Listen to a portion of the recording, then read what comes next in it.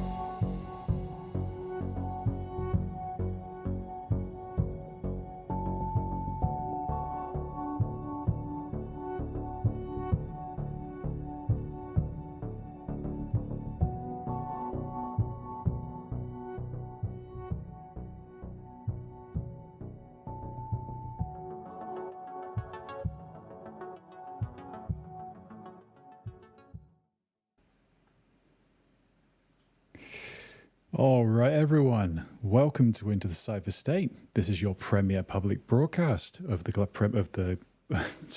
You know what? I normally have this really well scripted out, and I do apologize.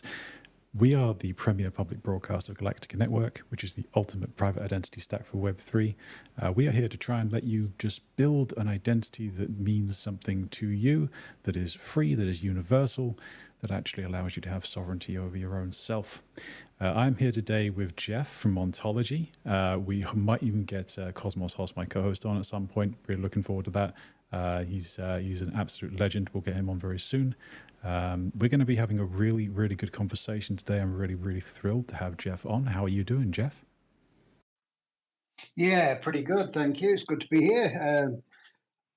Really enjoy talking to different people about identity. So it's always exciting to get on with different people, get different views, and see what everybody's building, right, in this space that's Absolutely, man. becoming more and more important, right? It really, really is.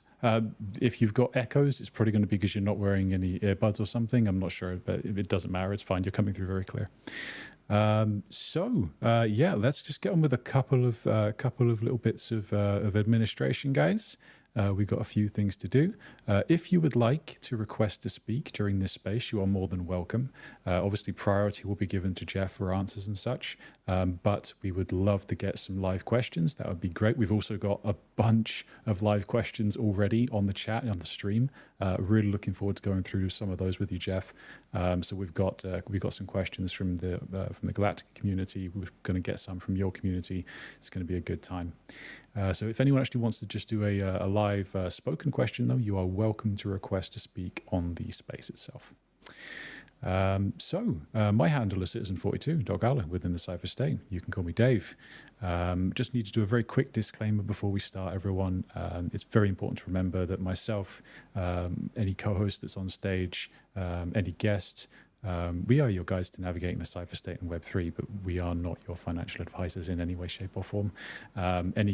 Any guest opinions are their own. Nothing said in this space is financial or investment advice. So just bear that in mind in your questions. We're not going to be giving any trade secrets or any advice at all.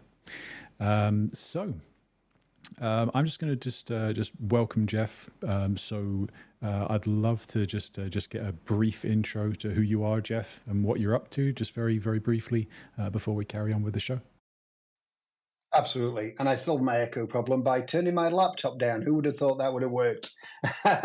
So I'm Geoff. I've been around, I guess, crypto ontology. I got involved with ontology pretty much from the off of me getting involved in crypto at all, actually. So, and that was, be about 5 years ago now. So I moved to Singapore actually as a climate scientist to work in the climate science sector in Singapore. But you just cannot be in Singapore without being involved in Web3 and crypto and everything. It's everywhere you go. There's events every week, sometimes every day. It's such a hive of activity. And I got really interested in it, and I got really excited about some of the things that this technology can do, and ended up quitting academia and working in Web3 with ontology full time on decentralized identity. So quite a big shift. One I think my wife's still getting her head around, but it's all good, and really excited to be doing this. No doubt, man. That's man. I wish, like, I have not been to Singapore. I wish I could go. It is such a big crypto hub. It's like Portugal, or it's like El Salvador, and any one of these places. There's just these incredible crypto hubs just popping up around the world, and it's just an entire atmosphere. It really is. I would love to go to Singapore. Your wife will be accepting, I'm sure. She's fine. We've been married long enough that she's used to these crazy ideas. That's okay. That's okay. My mind's just about getting used to it. Yeah. Okay. Wonderful, Geoff. We got a lot of activity in the chat. Everyone, welcome to the stream. We got Ilian, we got Sashif, Cyril, Lezel, Jan, Villain, Skewy, Prince Vegeta. Welcome, everyone. Man, what an active chat. Awesome. Yeah, you're on TV. You are on TV. Yeah, 100%. Okay, everyone. Couple of little things from Galactica side of things before we start off. I want to get I just want to get this stuff out of the way before we go into this stream because I don't like getting mixed up between protocols because I want to focus mostly on ontology today. We just a bit of news from the Galactica side.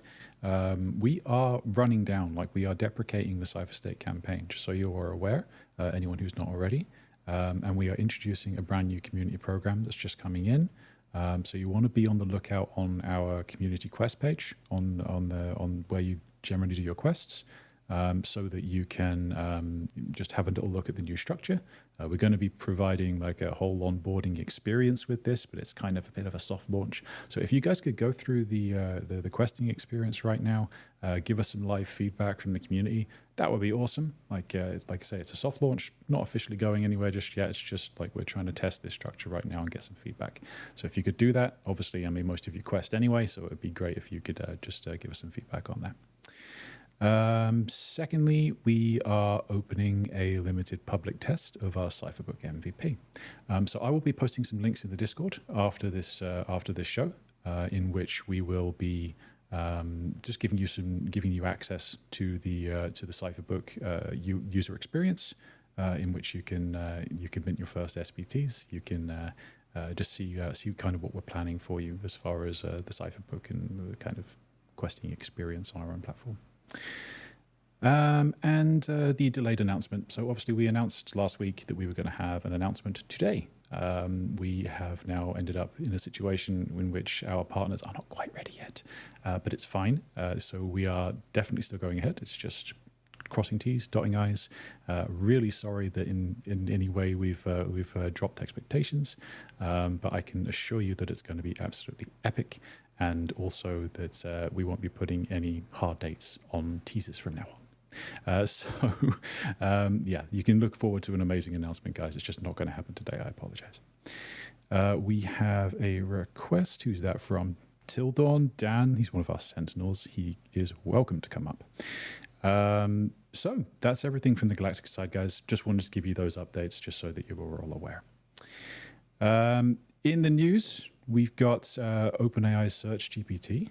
It seems like it's kind of coming to steal Google's lunch money, Geoff. I don't know if you've seen anything about Search GPT or any of the implications of that. Do you know, I use Perplexity a lot. I'm a big fan of alternatives to Google already. So I spend far too much money on various AI tools and various AI software. From Claude to ChatGPT to Perplexity, I kind of stack up on them. So really excited to see how that pans out and see how that compares to what, Perplexity do a really good job in that market already. So really excited to see how that all...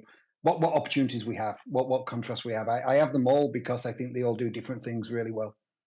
That's completely fair. Yeah, I dread to think my subs for AI tools. It's ridiculous. I religiously clean them out every month just in case new tools drop and new ones go on the list. It's absolutely mad these days. We've got something in the chat from Boba, from Taro. He's another one of our sentinels. Having a few drop frames on YouTube stream. I have turned off. I was actually double streaming somehow. So if you could just let me know if those frames are now back there and it's nice and smooth, then that would be great, please, in the chat, Tara. Right. Okay. We've had the Bitcoin ETFs. Bitcoin ETFs have seen a record 17 billion in net inflow. Sorry, that's that's Bitcoin, not ETF, not Ethereum. So Bitcoin ETFs, 17 billion in net inflows, absolutely massive. There's obvious interest from the outside world in crypto, even if they have no idea what the hell it is. So it's a good sign. It's a really good sign. The eyes are clearly on the industry. Now we just need to make sure that we educate and get those people interested, onboarded, and understanding of what sovereignty means, what ownership means, all the good stuff in our industry. I don't know if you've already invested in an ETF, Geoff, or if you've been involved on that side of things, or you're mostly just inside the Decentraland. Yeah, so much more in the decentralized self-custody for my crypto as well as anything else. But the ETFs excite me because I'm sure you've come across it. Sometimes when you're talking to people about identity, decentralized identity, self-sovereign identity, sometimes for people outside of Web3, outside of crypto, the second you start talking about crypto, there's a little bit of warning signs in their eyes. You can see it sometimes. So I think the ETF's doing such a good job of normalizing it for people, saying this is not as scary as you might think it is. This is quite a normal endeavor. Banks are doing it, general investors are doing it. I think actually will play out really well for identity as well. Completely agree. Completely agree. It's just another onboarding path and one to the masses. So if we can figure out the onboarding experience, we've got them. So yeah, that's awesome. Right, I think that's pretty much everything, except the interesting, just a little anecdote. At least a third of US voters say they're going to consider candidates' views on cryptocurrency within the US presidential debate, which is actually very interesting. It's a very large sample size, so it's an interesting stat. So it's obviously getting a lot more like just understanding within the outside public realm. Okay, everyone. So. Firstly, actually, just before I crack on to the main topic, if you can do us a very big favor, if you can firstly follow Geoff, and if you can look into the listener panel, you'll see Ontology, the Ontology account. If you can give them a follow as well. I know these guys personally. We've actually had them on the show before. Epic project, really, and Geoff is a great guy. So this is going to be, I'm just really looking forward to this space. I've been looking forward to this for a couple of days. So if you could also do the space a favor, go down to the purple pill, bottom right of your screen, give us a like and give us a retweet on this space. Okay. It doesn't cost you any time. I'm going to give you like a couple of seconds now just to do that. Because it's free for you and it's absolutely massively valuable for us. Get us out on the algorithm. I'm sure this is going to be educational, and education should be shared. Okay, Geoff. Well, we kind of have a theme question for this space today. Why exactly do I, as a user, even need a new identity? Why do I need to make it? What's the point? What the hell does like identity even mean to us as humans? There's another big one. Is it being threatened in any way in this like new digital realm that we now find ourselves living in? And like, should we create a new identity? That's it's pretty simple stuff, but with lots of nuance and fun. So obviously we've been blessed with your presence, Geoff. We hopefully will get Cosmos Hoss in at some point. He often gets the time mixed up because his time zones are sometimes changing. Hopefully we'll get him in soon. But for the time being, Geoff, could you just perhaps tell us like a little bit about your journey to building Ontology? That would be like super helpful. So yeah, I think if you go back, I mean, Ontology, we've been around quite a while, right? So we started life about nearly 7 years ago, literally with the intention of building decentralized identity, and a lot of that was based around the idea that essentially you can't trust other people with your data, you can't trust other people with your identity, and so if you can't trust other people, what's better than to try and trust yourself, right? To try and say, okay, let me take control of this. Let me be in charge of it. Let me trust myself. And then on top of that, if somebody is going to sell your data, that somebody should be you, right? The person making the money from it, the person benefiting from that should be you. So they were the sort of two founding principles on that in terms of why Ontology exists, why Ontology is a decentralized identity project exists. To try and make sure that people had that opportunity to, and I'll be honest, right, and this is sometimes a bit controversial, I'm not even convinced that decentralized identity, self-sovereign identity, will be the answer for everybody. But I think it will be the answer for a lot of people. And so I think it's really important. And I'll pause there a little bit rather than getting into the full spiel of why people should create it. But yeah, that's why Ontology started building decentralized identity in a self-sovereign manner, because essentially third parties do not have your best interests at heart. I think that's one of the main reasons a lot of us are in this space is that we've just come to that conclusion. Like, I know that an awful lot of the space is financially motivated, but there is a huge, I mean enormous contingent of the crypto space who are here with genuine motives, so are here with decentralization as the key to freedom, as sovereignty, as like as this ultimate goal. of being able to just control yourself. Like we've built out all this amazing infrastructure for finance, and that's awesome. So you can own your own assets. So what is the most valuable asset you can own? It's you, this guy right here. Not particularly this guy, but you know what I mean. So yeah, speaking of this guy, Dan, sorry, I haven't even introduced you, man. How are you doing, buddy? Sorry, I'm just going to get onto an introduction first before I carry on. Yeah, good. Can you guys hear me? Sorry, I'm just on the phone. I can hear you just fine. Yeah, I only want to jump in quickly. I'm still on holidays, and I just checked Twitter, and I saw the spaces on, and I just want to say thanks to Geoff actually for coming on, and thanks for Galactica to have Ontology on. So I'm really excited about it, man. I'm looking forward. It's going to be a good discussion today. So yeah, that's why I requested to speak. Just when I say that I appreciate everyone here. So, and obviously the community too. So yeah, thanks, and looking forward to the space. Love it, Dan. Love it. Thank you very much for jumping on, man. It's always really appreciated having you on, dude. So just a reminder, guys, if you would like to come up and ask like questions verbally live, you are more than welcome to request to speak on this one. Like I say, we'll just defer to Geoff if he wants to answer something. Okay, well, so that's epic. I love the reasoning. I love the mission, and I'm really glad that you're in here for pretty much the same reasons that myself and our team are. It's just a wonderful feeling to come across genuine builders. It really is. So let's try and make sense of a few of the questions that come out of this main question, then, shall we? Can you answer in like a short form why someone would want to actually build an identity in Web3? Let me give you, I guess, best thing I can do is give you a couple of case studies on topics that came up over the last 6 months that I've put articles out on and spoke about on this. And the first one was around, let's call them smart cars, right? So your cars are becoming a bit of smart software. They collect data, they talk to other things, they can do all sorts of things. Now, there was a report a few months ago that literally came out and said, these car manufacturers are not looking after your data. They don't comply with GDPR. They don't comply with basic protections of what you're doing and what you're up to, and just general privacy stuff. The obvious solution to that is self-sovereign identity, decentralized identity, having your own identity where you can control what is shared, what it can access, revoke access. I think being able to is so important as an identity solution. Being able to say you can have this access to some data or some of my credentials at some point, but then I'm going to take that away from you when you don't need it anymore.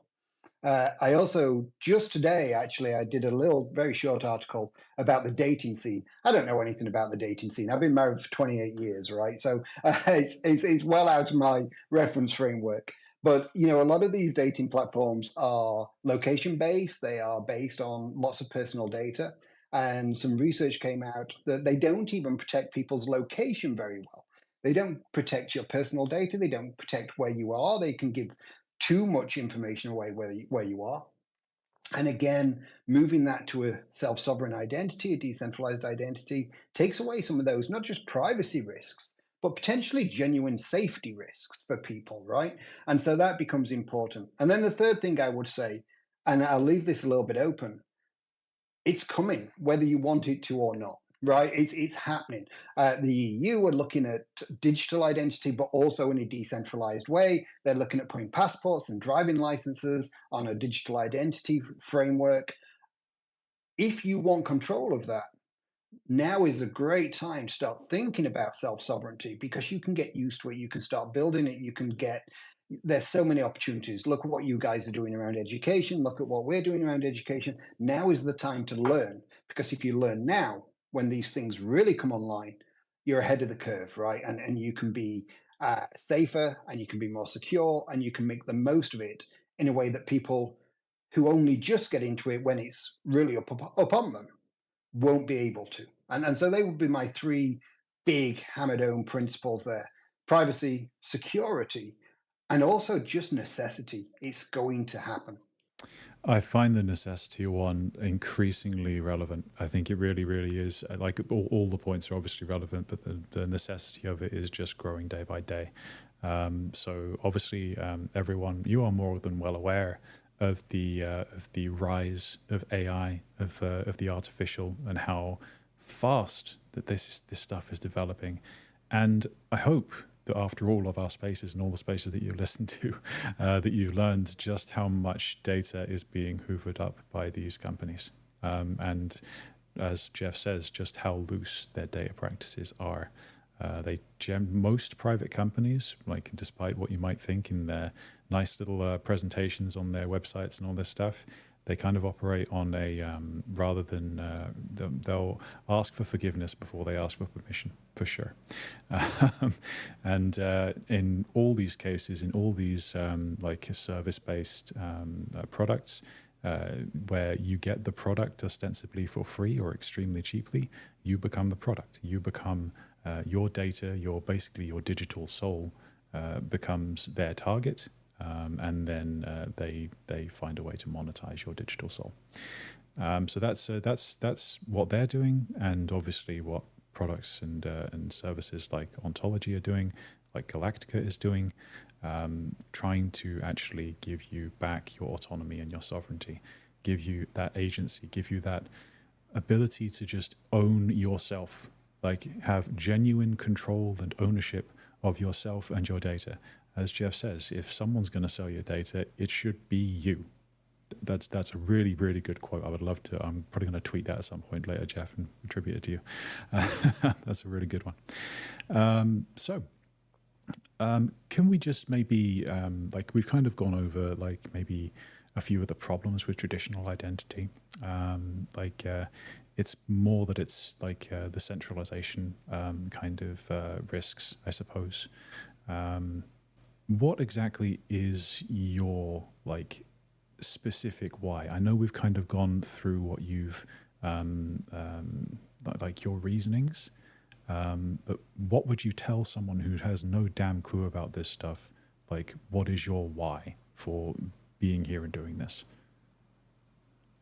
So I think that there are two aspects to this why, and I think this is something I struggle with a little bit because my why is going to be very different to the why of maybe your average user who might be. So I was fortunate enough to be in Brussels for ECC, and we had a little panel discussion about why would people actually want to use decentralized identity or self-sovereign identity? What is actually the draw on it? So for me, it's all these things. It's that privacy, it's that ownership, it's that security. It's also a little bit so. I mentioned at the start, I came into Singapore as a climate scientist, and one of the things that became really obvious is that some of the things I took for granted and Singaporeans take for granted around identity and access to banking and access to things actually isn't true for a lot of Southeast Asia and a lot of other places in the world where people don't have access to good identity documents, where they don't necessarily have governments that they can trust to provide identity or provide verification and keep their access to it and use it in an open way. And I think sometimes we also have to keep an eye on that there's an equitable reason for this as well, for allowing people access to identity that don't necessarily have access in the way that other parts of the world do. But again, I don't think that sells it to most of the population. And so I think what we have to also think about, and it's experiences can be improved with self-sovereign identity. You're not just doing it to protect your data. You're not just doing it because there's this legitimate reason for privacy. Actually, you can improve your experiences. You can access different things. You can build decentralized or self-sovereign reputation on top of that identity. And that reputation, you can choose to leverage that reputation then for different opportunities, whether it be, I like gaming, it could be some new game developer, some web coming up, and they want to access my identity or my reputation to allow me early access to a game. Well, that's quite easy to do if I've got self-sovereign identity and I can unlock that quite easily and share those bits of reputation. just the bits I want to share, for instance, not necessarily everything. And so those experiences for everyday usage can get better. If you live somewhere rural, right, self-sovereign identity can actually help you access banking. It can help you access insurance. It can help you access healthcare in an easier way.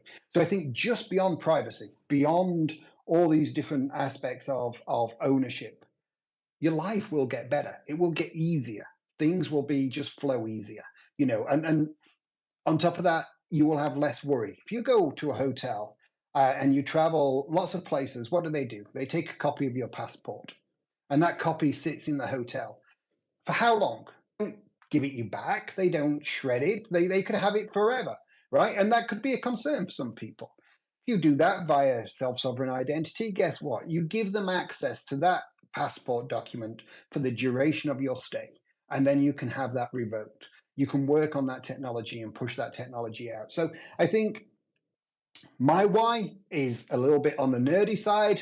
We all are. We're in this space really early. We've all got that sort of nerdy aspect to it. But I think other people's why will be slightly different, but just as important. You can work on that technology. Apologies, just muted one of the new speakers. Yeah, absolutely, man. I love that angle. I really do. This is something that we've been working on ourselves. Is like coming to this steady realization that you can have all the like technical and incremental benefits that you want. Or even trying to sell sovereignty. Trying to sell sovereignty is actually really difficult. But if you start telling people that your identity doesn't have to be limited to a single country, it can be global, interoperable, completely universal, and provide benefits globally, universally. It can provide you access to new countries, to new experiences, to new rewards, all sorts of things that are just not possible in non-interoperable systems. And the non-censorship aspect is also really strong in that regard too. The only person who can censor you in these systems is you. You're the one in control. That's when once you've reeled them in with the idea that this is a better, not just a better identity, but a significant upgrade. It's something that will give you something back. That's when you can start talking about all the other awesomeness of Web3, of sovereignty, of ownership. Yeah, that's absolutely incredible. Completely agreed. I had your mic on. I think you might have already left, Caesar. I apologize, Caesar. Your mic was on when you joined up on the stage. I had to mute you. I see you've dropped down to the listener panel. If you can fix your mic and you have a question, you're welcome to drop back up. If you can't fix your mic, then please just drop it in one of the chats that's connected to the stream, and then we'll see it and we can see if we can do that. Just as a reminder, you can jump into the ontology chat if you like. We've connected that to this stream for this stream. That's on Telegram, or you can jump into the AMA questions channel on our Discord, also in the stream chats on YouTube. Actually, I've just got a couple of things in the chat which I've missed. So we've got Shishu from Discord, one of our awesome Sentinels. We've got ontology is a public permission blockchain, right? 2 years ago it was anyway, and today they're questioning if it's still a public permission blockchain, or is it public permissionless now? And what about Neo blockchain? I don't have any context for this, so if you can answer that one, Geoff.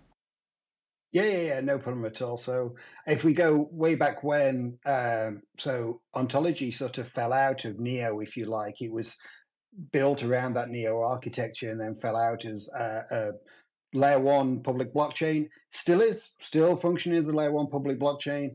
On top of that, we have the EVM, lots of things moving on to the EVM. We're about... One of the things we thought, and this goes for decentralized identity as well, is one of the key things we have to achieve in the space is the removal of barriers for users, for developers, for just in general. That's education, that's UI, it's experience, it's all the way across the board. So we launched the EVM to try and do that as well. And so, yeah, still a layer one public blockchain, not really linked to Neo at all for the last 6 years. So very similar. Anybody who knows us, I'm not going to get into tokenomics, but similar tokenomics, dual token system. But yeah, all that is still the same. People can come and build on the blockchain, no problem, whether it be EVM or the layer one. Great to hear it. Well, hopefully, Shishu, that was that sounded like a great answer to me. I think I need to dive into the tech of ontology so I fully understand it myself. So I've got all the context, but hopefully that really helped you. Right, just get rid of that quest there. Okay, so let's go for another little break just for a moment. So if you could just a reminder for everyone, if you could please just drop into the bottom right hand corner of your screen, give us a like and a retweet on the space. I say, I've always found that I've always found myself, and I've always had it commented to me that these spaces that we run from Galactica.com are generally very educational in nature. That means they're high value, which means that, you know, if we are providing high value education, it should be shared. So if you can give us just the 2 seconds of your time, like and retweet the space.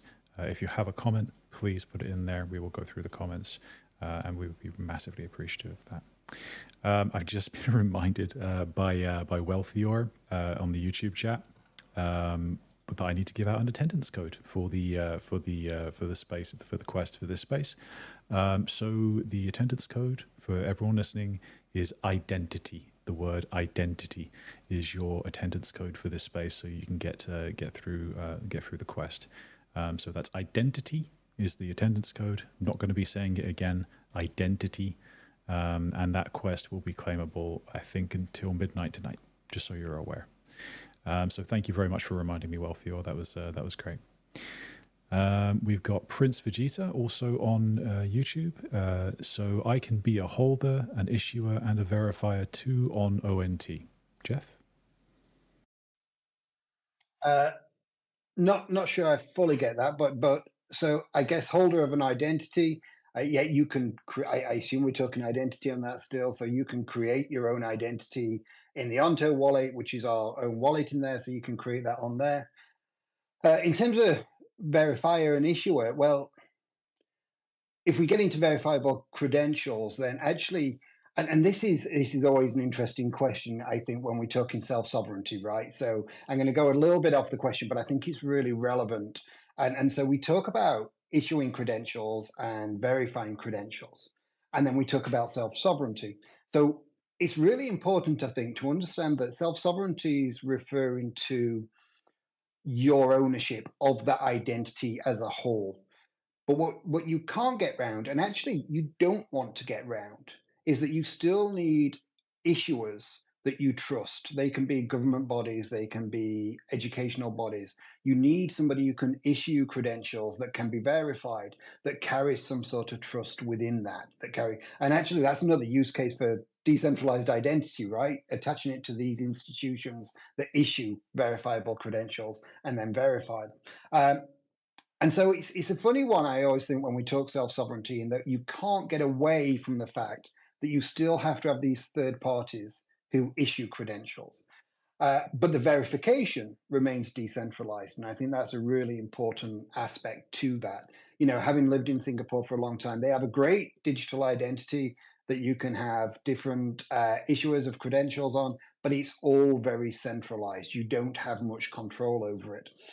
And so in terms of in ontology, can you hold your own identity? Yes, but the issued credentials will be issued by people who are credential issuers, right? Who issue these verifiable credentials, and I think that's the way it should be. I think that's really important. And then the rest is carried out in a decentralized way. Not sure I fully got that question, but I think that's roughly. I think that's what he was going for. He replied just after that SSI, and I think I think that's exactly what he was going for. So thanks, Geoff. Thanks, Prince Vegeta, for that question. And yeah, I mean, this is something, it's been one of the holy grails of something that we've been trying to work towards. Whether we've created a system for that will solve it or not, yet to be seen. We have the design, we have the research for it. But our Guardian system, I have no idea how much exact research you've done into Galactica, Geoff. But our Guardian system essentially private oracles. So they're private oracles that off-chain services can run, and they're incentivized to run and make sure that everything is governed in such a way that they can't be gamed. And then, like for instance, Swissborg, one of our first partners and founding partner in Galactica, they're currently acting as a guardian for zero knowledge KYC, so that you can bring on KYC without risking your privacy in any way, shape, or form. The only time that your identity would ever be revealed would be during a fraud investigation, that kind of system. So, like, other than that, like you basically act of your own accord, at your own whims. Can't be censored, can't be challenged, unless there's a legitimate claim, and then that would have to be approved through governance. So yeah, like I say, I think we might even be the first protocol that's actually successfully got a production implementation of zero knowledge KYC, and it's young. I mean, I'm going to say straight away, it's a young system, but it's something we're very proud of, and something that's will hopefully achieve kind of what you're talking about, Geoff. Like, and it's very difficult to do, but really important, right? I mean, KYC is such an important part of all the space, right? Everything you do, and we are not getting away from legislation. We're not getting away from regulation, and being able to KYC without disclosing everything is really important. You know, it can be very sensitive data. It can be very sensitive information. So no, that's great to hear people building out on that. So nice work. Thanks, man. I really appreciate that. It's something I like to say on this. Everyone in the space has probably heard this 1,000 times from me, but you can't ignore the real world. Like, the real world exists. Like, too many people in Web3 are just like, oh, we're living in a wonderful Web3 bubble. But the real world does exist. Like, legacy exists, existing reputation exists, and all these things. If you try and build with honesty and with good intent, in Web3 and in a decentralized manner, you can do an awful lot of things with that. Like, you can take legacy and you can make it good. Like, you don't have to just say these legacy systems need to be burned to the ground. You can just say that, okay, these exist. This is how we've done this for like the past however many thousands of years, and we're going to do a slow onboarding of that. We're going to find ways to integrate with like the self-sovereign web and the legacy web, the legacy systems of the real world. It seems like a much more intelligent and much more gratifying and valuable way of doing it to me. Yeah, it's so important. I mean, we have a project called Orange Protocol that's spun out of ontology, built on our OntID system. And when that was sort of being built and set up, one of the conversations was around on-chain data, off-chain data, and the solution was, well, actually, you need to be able to deal with both, right? You need to be able to deal with. So Orange Protocol, just to put some perspective in there, deal with on-chain reputation and off-chain reputation. So essentially decentralized reputation built on OntID. And the general idea is that you can define what that reputation looks like using both real life data and on-chain data. And as you rightly say, you cannot ignore that. It's too big. It's and actually important to people's lives. Absolutely, yeah. No, I find myself acting like like one of those nodding animals or whatever. But yeah, I love it, Geoff. Love it. So one of the big questions that I had for you, Geoff, that I wanted to just kind of discuss with you too, Dan, if you want to jump in, fine too. But would you consider that our identity or our sovereignty even is currently being threatened in a meaningful way?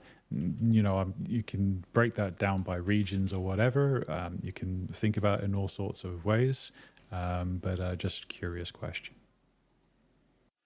Well, we spoke earlier about good intentions and security and so on. One of the things we see is an increase in identity fraud. We see an increase in fines for people misusing our personal data. So it depends how you want to define threat, I guess. But for me, I would say that if you're more and more likely to be victim of identity theft, of identity fraud, your identity is under threat. if you are more and more likely, and increasingly, we see this in terms of fines, to have your personal data sold or misused or not protected, then I would personally argue that your identity is under threat. It's different from maybe what we might call a direct threat or so on, but I actually think there's a very serious concern over the lack of security around identity. It's be, hackers, fraudsters become ever more sophisticated. These are not individuals in their basement playing around trying to, these are multi-million pound operations, tens, hundreds of £1 million of operations, trying to defraud you, trying to challenge your identity, trying to gain access to different things. Depends how much you're worth, of course. All right. But these are multi-million pound operations. So I think that there is a very genuine threat, there's a very real threat. Now, that's one aspect of it. Other aspects are in terms of the threat from bad actors, in terms of they could be state actors, they could be institutional actors who actually sometimes you can lose your right to certain parts of your identity with no real recourse to get back and say, I don't want to lose access to this. We've seen it time and time again. So I think there is a slightly lesser threat in that respect, but I think it does exist. And so I become a big fan, for most people, of self-sovereignty and owning identity. I say for most people because what we do see and lessons we can learn from the crypto space is because the technology is still pretty new, users themselves are often the biggest risk factor.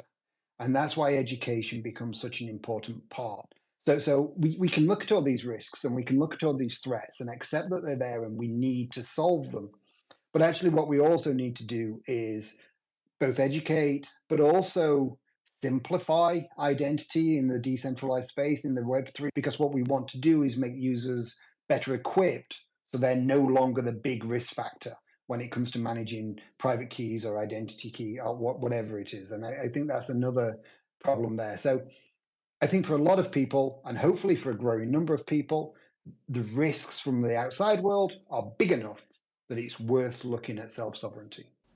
At least for just not putting all your eggs in one basket, just for diversity's sake, you know? Yeah, for sure, for sure. I think one of the things you mentioned there was actually particularly interesting, is the value of people, like, or the perceived value of people from these attackers.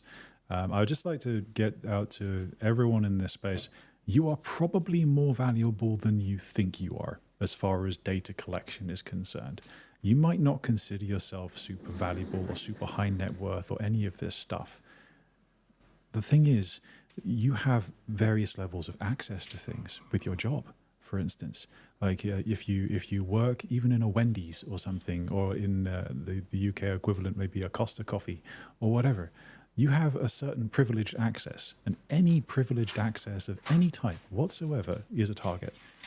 So you've got to be very, very careful with thinking that you are low value or too low value to be considering these types of things. You should 100% be considering data security and data sovereignty right now. So one of the questions that I would love to come off from that, Geoff, where do you position AI in all of this?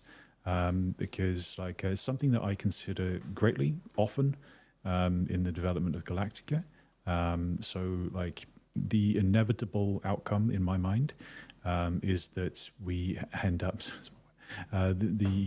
with a like artificial identities, which are equivalent, or like at least in text form, they are already close to human. It's only a matter of time until we have digital identities which are completely like impossible to define against a normal human, like a normal human being. So in the context of like this rapid encroachment of AI, of the possibility of quantum powered AIs at some point soon, where do you put the need for identity in that, and the possible security implications? Yeah, I love that question. I think it's going to become one of the most important questions that people are asking over the next year or two. So number one, I think we see a growing interest in things like proof of humanity. Now, in the first instance, that kind of came across for civil resistance and botting and things like that.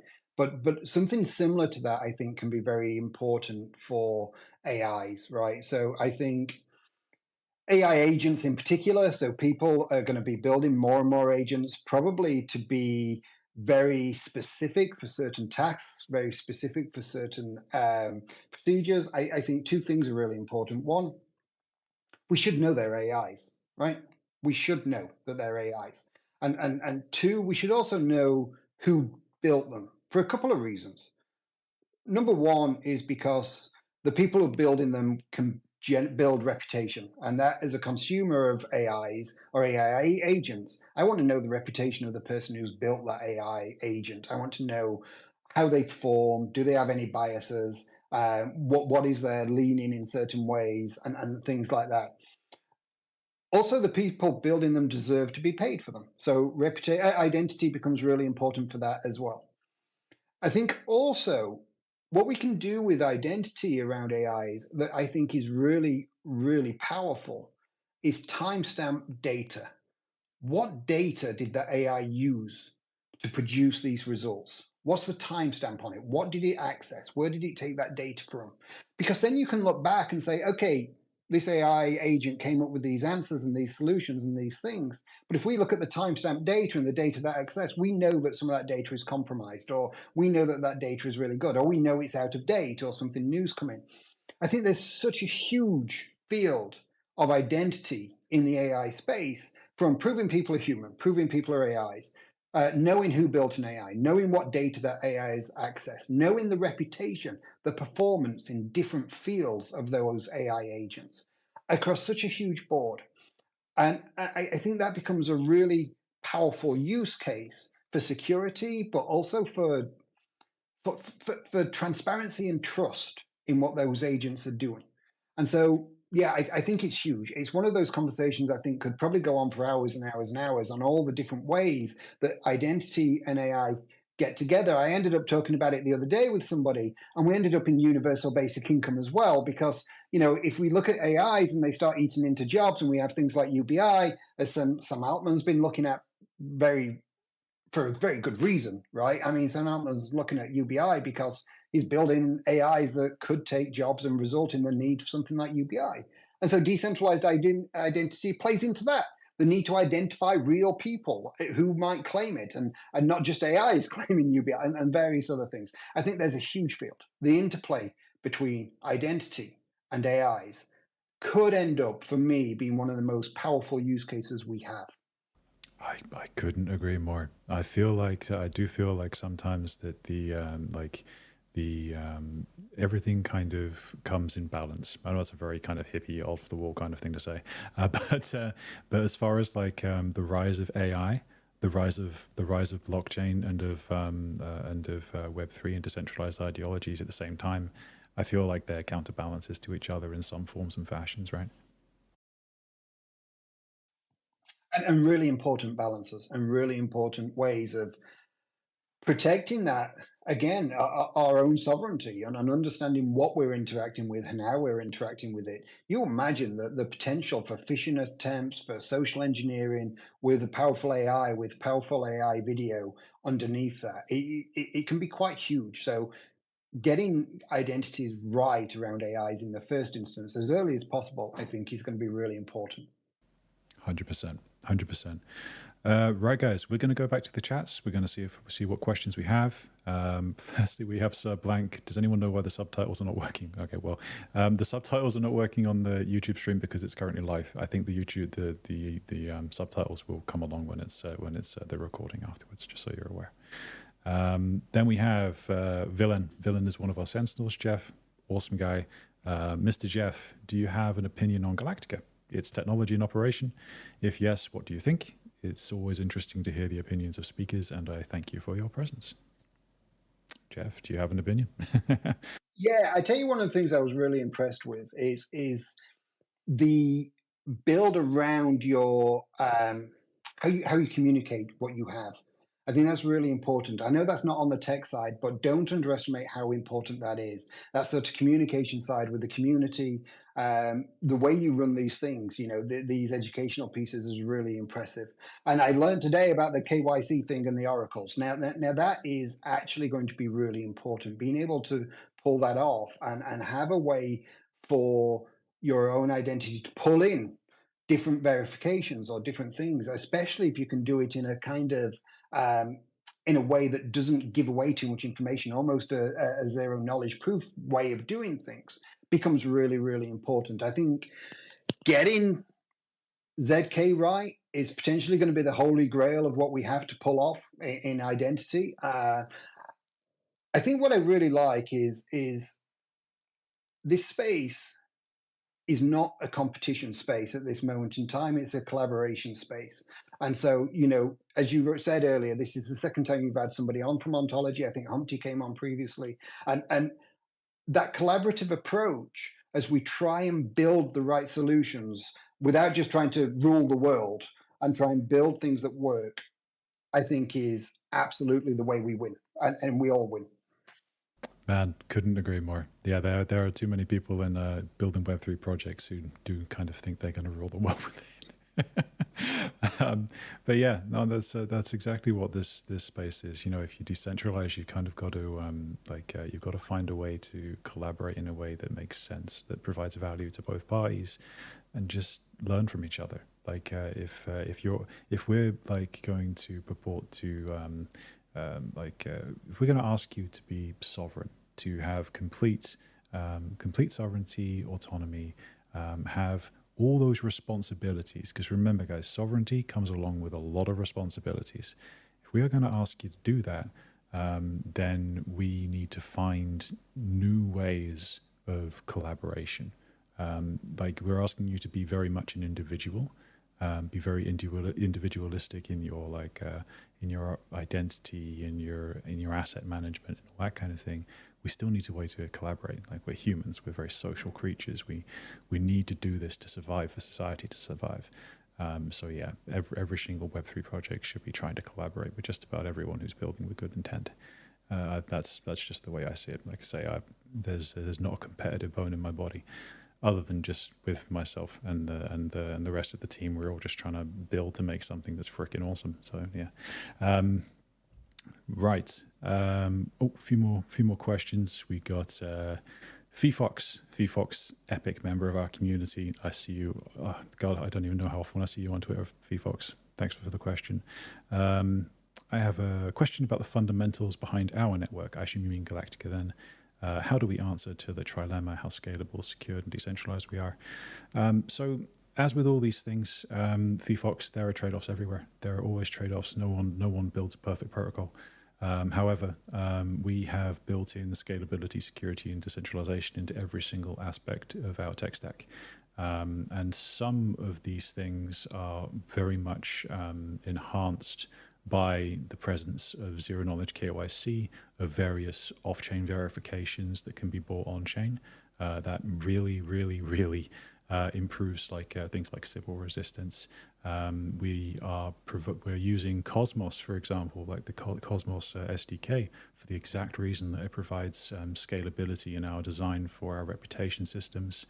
As far as decentralization, you've seen our work already on the validator front. We've had a full active set of 100 validators, with a lot more validators than that, since I don't even know, it wasn't even a few weeks after the inception of the DevNet.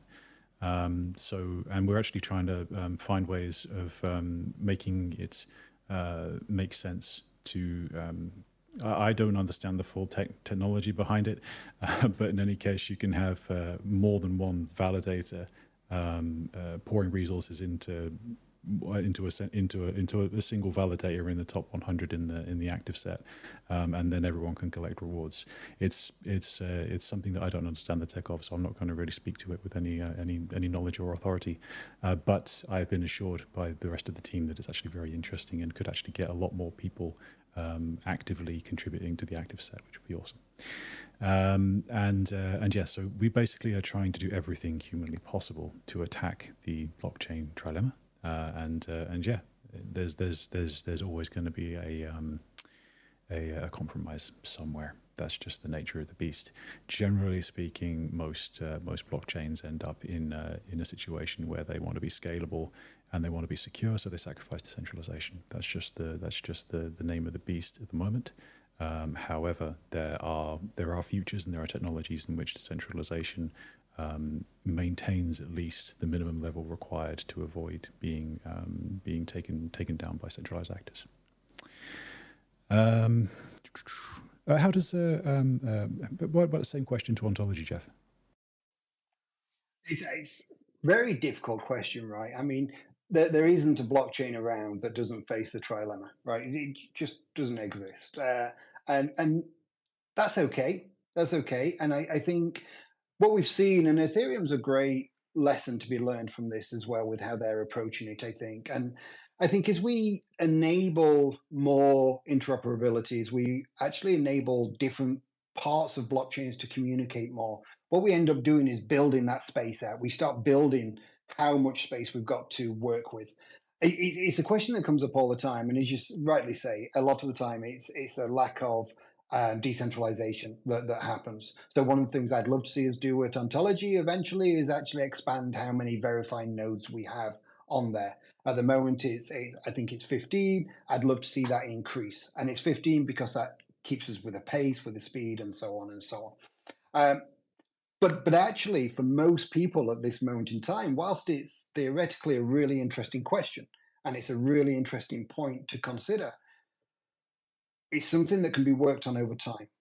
Not many people, if anybody, maybe outside of Ethereum, is having a scalability problem at this moment in time, right? So it's something that the tech team can work on and develop solutions that work. We don't need a rushed, failed solution to this. It can be a solution that works through the technology and works on how we do it.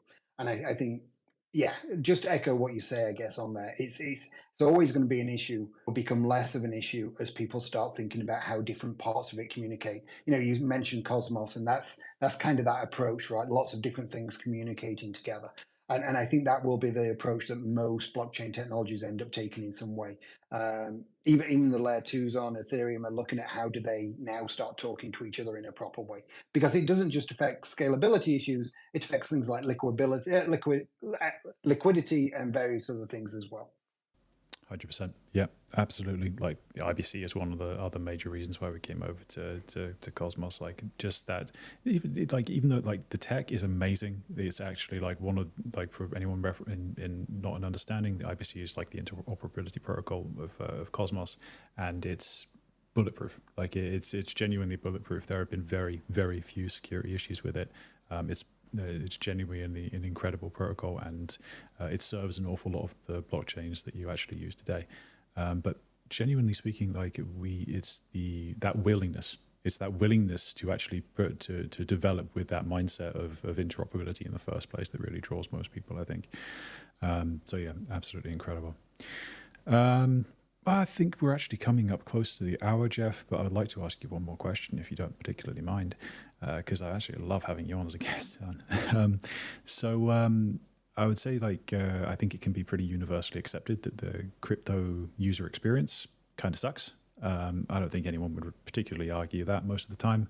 If you want to, that's fine.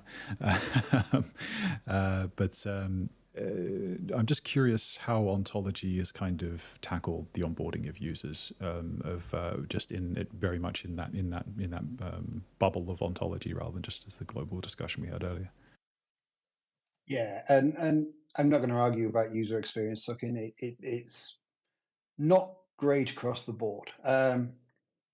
So we have our own wallet to ontology, the Onto wallet, that gets a lot of development time and a lot of development focus at this moment in time to try and make it as easy as possible to use.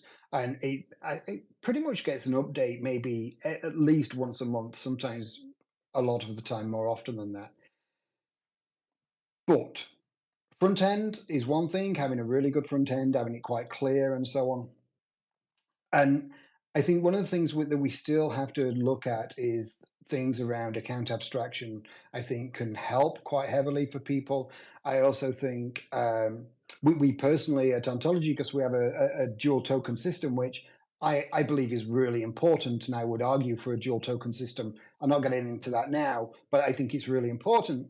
Um, but what that means is, as a new user, you've got an added problem, right? Because you've got one token, and then you need a different token for gas, and so making it easy to try and swap that over and try and make it easy to swap that out is something.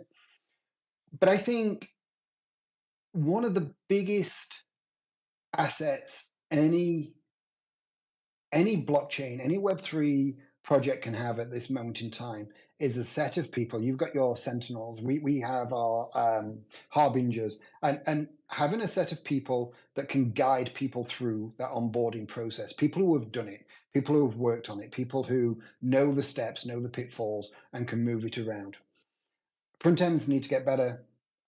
What that looks like, the UX looks like, needs to get better. But I think in some respects, what we can still really improve on is when you land as a user, what is your journey to doing something? So I've been heavily involved in trying to map out the user journey for an ontology user from coming into blockchain with very little information, very little knowledge. What is their journey to you creating and using an OntID or doing some staking or running a node or whatever it is? What is their journey to doing it? And understanding that, and we're not quite there, I think is really crucial to making that experience as good as it possibly can be. And so that's where we're at the moment. Beautifully said. Beautifully said. And it kind of goes along my current line of thinking on this. Basically, that everyone in the world, like, it should be a completely universal onboarding experience. So everyone should have access, and then sovereignty should be like a universal, like an option that is available to everyone at all points. That's like from the UX standpoint, that's the way I'm currently seeing it. There's a bunch of ways of doing this, but like the point is that everyone should be able to onboard into Web3, gain an address, even if it's not non-custodial, and then but that everyone at all points should always have the option for sovereignty and to gain their sovereign ability. Dan, you've had your hand up, mate. I'm probably going to steal that. Sorry. Oh, I'm going to steal that. I think that's such a good point. Like, I really love that point. I've not thought about it in that way. Sorry, I just had to jump in. That is a really interesting point, right? Get people in. And then when they're ready to take the leap, to take ownership, then let them take it. I think that's quite a powerful point to make. I like it. Appreciate it, Geoff. Yeah, you're more than welcome to steal it. Dan, man, you've had your hand up. Apologize. I don't know how long. Yeah, no problem. I just want to say, of course, we're talking about validators again and node operators and onboarding experience. I mean, as a harbinger for ontology as well, and a node operator, it's a different model from the SDK and the Cosmos system, obviously. And the onboarding experience, I'm not sure if anyone here in the panel or the listeners has actually had a look at ontology. The onboarding experience is actually quite amazing. And as Geoff said, the Onto wallet sort of gets an upgrade sort of once a month, and ontology is listening to the users, and which is really it's great to see. The node system is obviously different with 15 consensus nodes, which is sort of similar to the validator nodes, 100 validator nodes, what you got on the Cosmos SDK or most of the Cosmos-based projects, and also Galactica. But what I really, really like is how Galactica is trying to tackle this, having more than 100 active validators on the set. I pointed it out last time on the Discord AMA on Friday. It's really easy, and when you have a look through the different projects and the Cosmos ecosystem, you will always find the same names in the active validator set, because once you're up the ranks, it is easy to shift some money in brackets to get enough tokens or coins to be a top validator in a different system, which is not always good because these guys can buy actually their voting power, okay? Which not always, when there are votes out there for the good of the project and the community, might actually pan out the way the project thinks it might pan out. Even you have 4, 5, 6, or 10 different Guardian nodes or sort of Guardian nodes, and saying validators run by their own project. they just overtake those voting powers, which can make it really hard, to get votes, which might affect the project in a positive way and push it forward, to get voted with a yes. So that's really interesting to see, and the technology, how Galactica is actually tackling that, with having those community nodes. It's going to be very, very interesting. Nevertheless, I mean, we have those 15 consensus nodes on the ontology network, but we also have different tiers. We have the candidate nodes, which is a little bit different as well, which you do not need to run a server 24/7, 365 days a year. You still sort of validate in brackets, you still earn your rewards. And you do have Rosetta nodes, which actually don't really getting any reward, but they're contributing of the decentralization of the whole network. So it's really interesting to see. But again, different system, very interesting, and I'm really stoked to see those active validator nodes run by a group of community members that will really help not to always have the same top validators running sort of, influencing the voting, in different proposals. So yeah, just want to bring that out there, put that out there, because a lot of people in the community started being active as a validator. I never run validator nodes before, so they're learning as they go, and I do this myself still, even with running a few validator nodes in different projects. But yeah, it's a little bit more to it. But again, the approach what Galactica does is, it's really intriguing. I really like that. So yeah, I'm looking forward to this.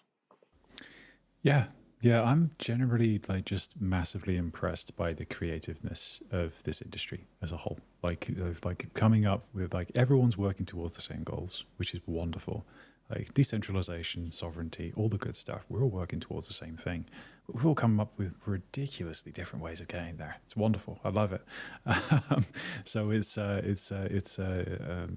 just going to end up with these dichotomies of systems where you've got different ways of achieving the same goal, and then you've just got you've got these scales, you've got these methods of measuring decentralization. But at the end of the day, like I say, I think there's a couple of understandings that people need to have about decentralization. First, that 100% is impossible, and secondly, that there are minimum levels of decentralization in order for that meaning to have that word to have any meaning. So those are the two things that projects just need to keep in mind when they're building, and then just build with the great inventiveness and creativeness that we've seen in the industry. That's just my thoughts on it. Geoff, I don't know if you have any comments for Dan's stuff. No, I agree. Just a broad agreement, actually. I think I could get into governance quite a lot, whether it be DAO governance or node governance and so on. I think there's a lot we can still do better. Covering some of what Dan was saying about, sometimes big projects or big validators can move around and do certain things. We saw it in a DAO element with compound finance last week, and so. However it is, whether it's node validation or DAO governance, I think there's still things we can do better, and there's still things we need to work on. But everybody's working on it. And as you say, there's so much creativity. And that's why I love the space in general, because it's not just the people running the projects who are creative, it's the communities as well. And so when you listen to those communities and listen to what they're doing, there's a wealth of imagination and knowledge in there that can be tapped into, which I think is amazing. Absolutely, man, 100%. I think this is one of the just a quick anecdote. Like one of the things that we are trying to do with Galactica is that essentially bringing society on chain. It's not like it's like a kind of tertiary goal. It's like something that we're just trying to build the stack to enable. Eventually, is like an end goal, is to be able to bring on society level interactions to blockchain in a meaningful manner. And that's one of the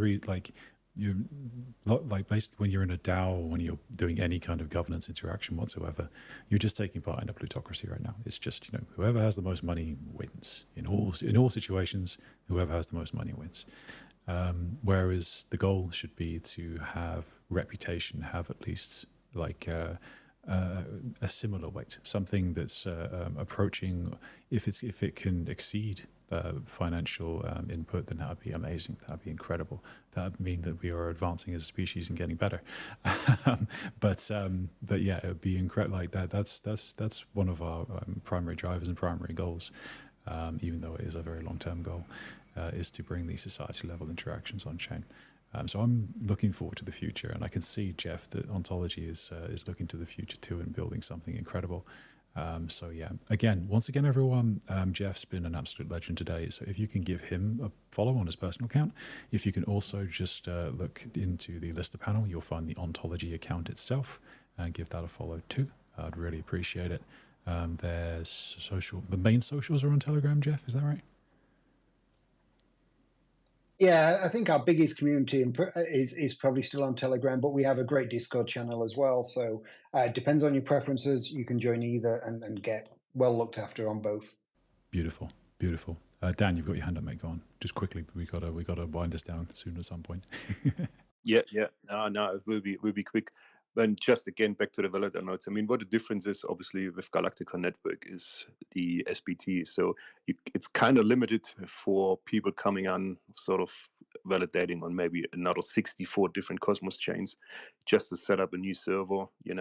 Installing the program, download the binaries. It's not possible. So which is already a good start and sort of differentiates compared to other projects. So which is good. You need reputation actually to be a validator. So you cannot be a bad actor to run a validator on the network, which is completely different what I've seen. And I think, that's a huge difference as well. So I just want to point that out because I didn't before. That's a huge difference compared to all the other chains on the Cosmos system.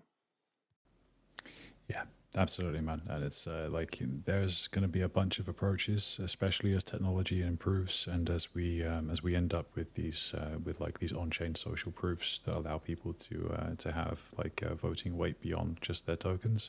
I think we're going to get improved systems as we go along. We've done finance well. Now we're well into the social game now on blockchain, I think. Right then, guys. Well, this has been absolutely legendary. Love it. Absolutely love it. Thank you for everyone who's been interacting on the stream. I know it's new and it's very active, which I love. It's absolutely wonderful getting in all these questions from YouTube and from the Telegram chats and the Discord chats and all that stuff. It's great being able to interact with you guys in a more personal level. It's wonderful. So, guys, if you can do us one final favor, jump down to the bottom right of your screen. I don't want to sound like a broken record, but give us a like and a retweet. I think Geoff deserves it for damn sure. So make sure that we get this information out to the maximum amount of people that we can. Show some love in the emotes in the X space. Absolutely love to see all these hands. Love seeing all the hundreds, and I just love that. We are Galactica.com. We are here to try and build something special, to try and build society itself on chain, as I've just been trying to mention. This is what the cipher state concept is. You'll hear us talking about the cipher state all the time.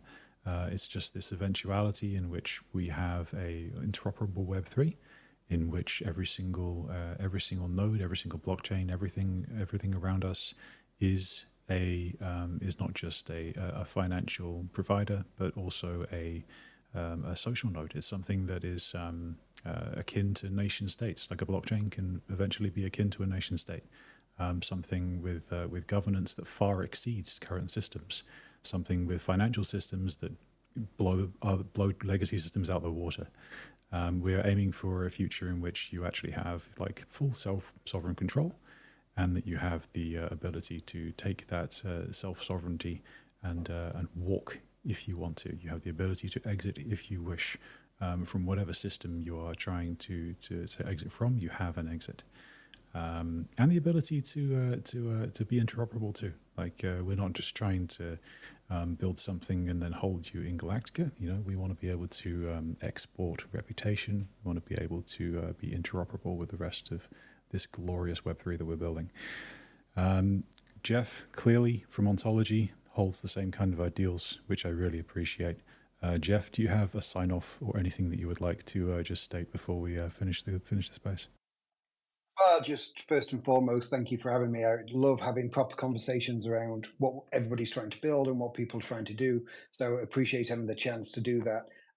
Really huge thanks for people tuning in and listening, right? Time is really valuable. So giving it up to listen to us, I think, is something I really appreciate. And especially everybody who got involved and asked questions and all those things. It's always really, it makes you feel like you're doing something worthwhile, right? So that's really cool. So thank you for that. One thing I always say, so if anybody from Ontology is listening, check out what Galactica are doing. You learn by doing. Do things, set up identities, get involved, do things. And if anybody wants to come and do something on Ontology, and you're not sure where to start, come and say hello and we can help you get started. But learn by doing, get involved, and just take part in this thing where everybody's trying to build, right? Everybody's trying to build this together. Everybody's trying to build this for good reason. Get involved and try it out. Couldn't have said it better, man. We've got a few thank yous. So thank you for Sophie Foxes. Thank you both for your answers. So thank you, Geoff. NFT, what a great spacious sessions this evening. Thanks to all the contributors' comments and thought-provoking questions. Thank you for commenting, NFT. Thank you from Prince Vegeta. And oh, don't forget to share the code. Chris B says, don't forget to share the code. I did share it earlier, Chris. I did. You missed it. So I'm going to share it once more for Chris because he's one of our epic sentinels. And so I'm more than happy to share it for you. So everyone else gets a second chance. I believe the quest will actually be unclaimable after in about an hour from now, maybe even 45 minutes from now. So your quest access code is identity. The word identity should unlock that quest for you, okay? Thank you very much for getting the reminder out for everyone, Crispy. Cheers. Karim says thanks, and Fee Fox once again, great space.